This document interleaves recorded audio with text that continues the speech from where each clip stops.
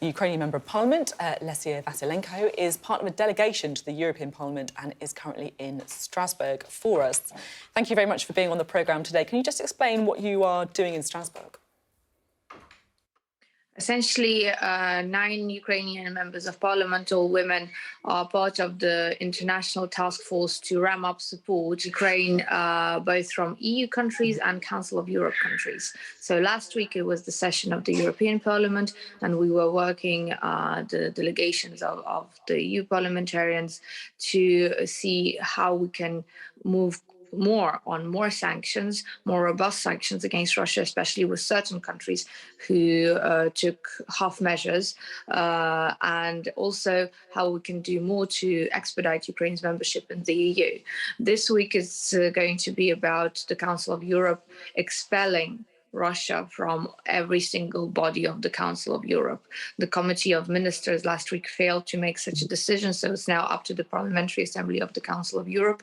Tuesday and Monday will be the decisive days, and we hope that the resolution, with the final resolution, will read that Russia will not just be invited to leave of its own accord and hence be able to come back whenever it sees fit, but that the resolution will read that Russia is actually expelled, and then it will be up to the Council of Europe countries to make the decision of when they are happy to welcome Russia back and invite it back, if ever.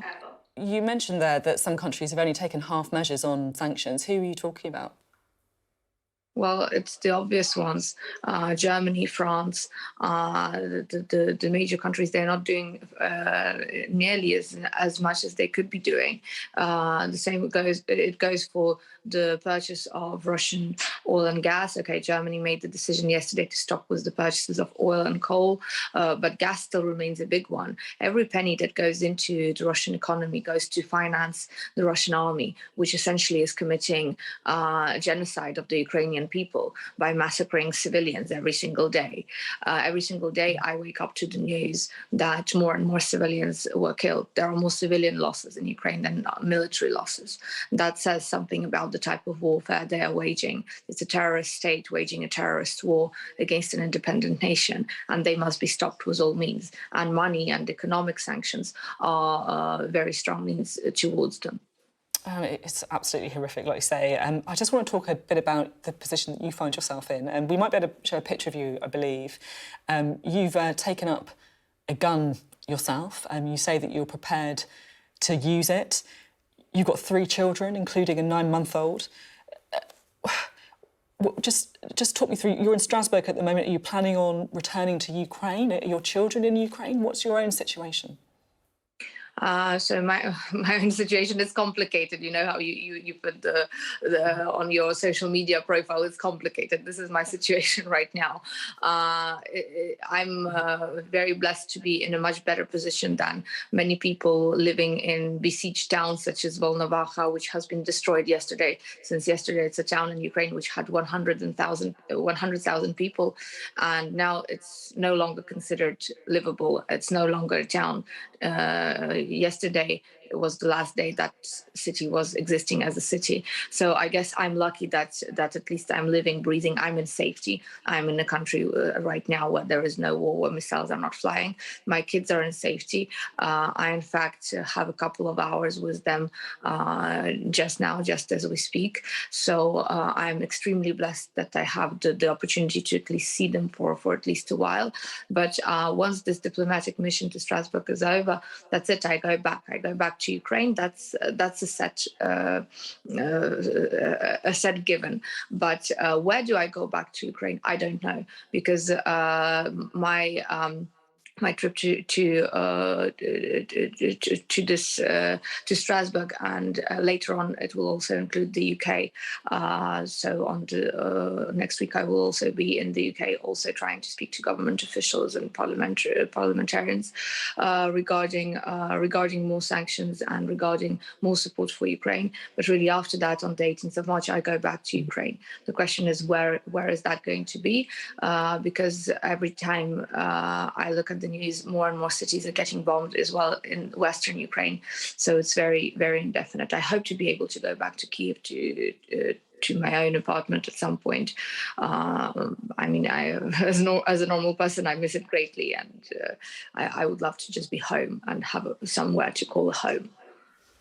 Yeah, I can completely understand that, and thank you for sharing the experience that you're feeling. Like so many people in Ukraine, just want to be able to go home.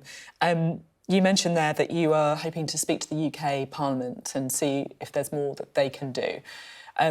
Spoke to Michael Gove and also the Labour leader Keir Starmer on the show today, asking if there were any points at which the UK should escalate its response to things like providing more weapons or providing a no-fly zone. It felt that they were quite reluctant to commit to anything like that. What do you make of the UK government's position? Well, today, Ukraine relies most on the UK and on the US.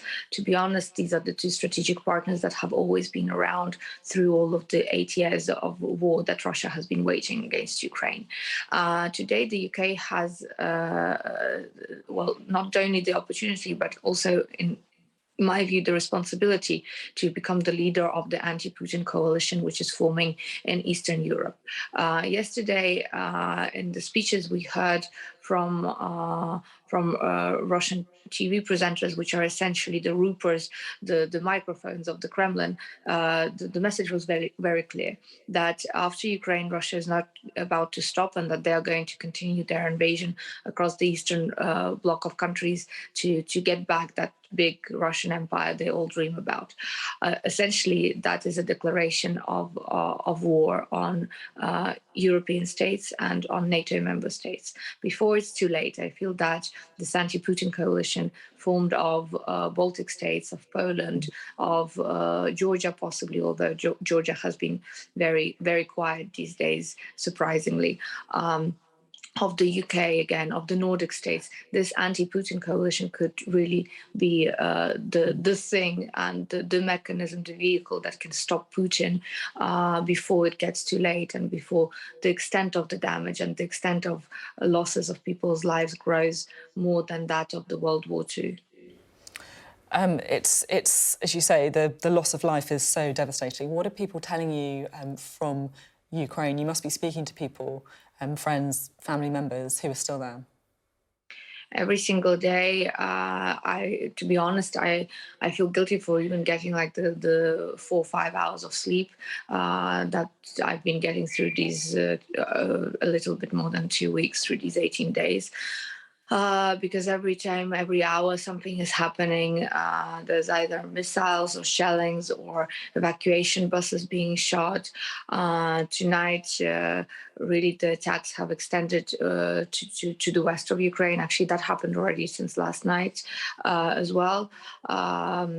So now they bombed this Peace and Security Center that was located just outside of Lviv, just 28 kilometers away from Poland.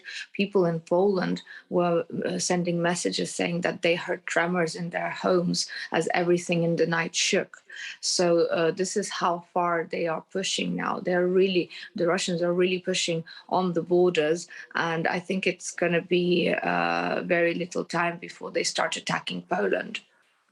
That's a really concerning perspective. And thank you so much for taking the time to talk to us this morning. We appreciate it. Thank you. Thank you.